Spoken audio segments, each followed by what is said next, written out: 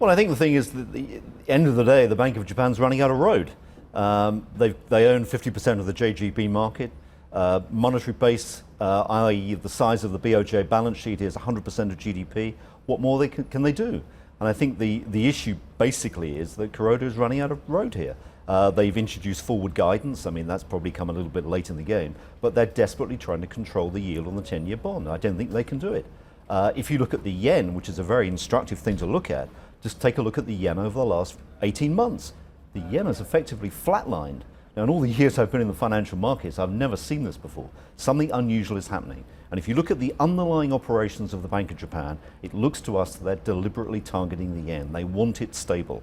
And if they basically are doing that, they're targeting the exchange rate, they're losing control of liquidity, how on earth can they hold the JGB at zero yields? Hence the flexibility they're introducing. Well, they're not going to get inflation though, are they? If they keep a stable yen, don't they want a much weaker yen? And weren't they hoping that a stronger dollar and rising US interest rates would deliver them that? Yes, but I don't think they are. I don't think they're going to succeed in getting inflation. Inflation is not a monetary phenomenon. We've witnessed that, I think, absolutely over the last decade. Central banks have proven the fact that inflation is not a monetary phenomenon. It's a real economy phenomenon. It's driven by China. Why do you think there's still an inflation mystery, though, for Japan? Because if you look at every other economy dotted around the globe, even right here in Europe, you've got inflation coming through from, much higher than the lower levels we've had in recent years. So why is Japan still finding it such a mystery?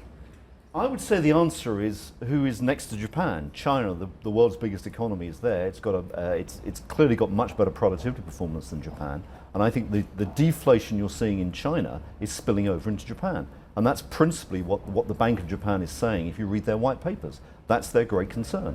And one of the things the Bank of Japan have been recommending, in fact, in between the lines, is the yen ought to be weaker than it is.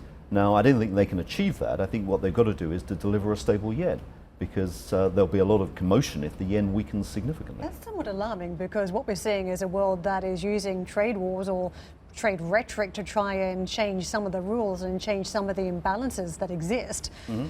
Could the Japanese go down that path if they're struggling to tackle inflation with monetary policy? I think it's possible, but I think that's possible. But I think at the end of the day, what we've got to see is Japan in the context of the world.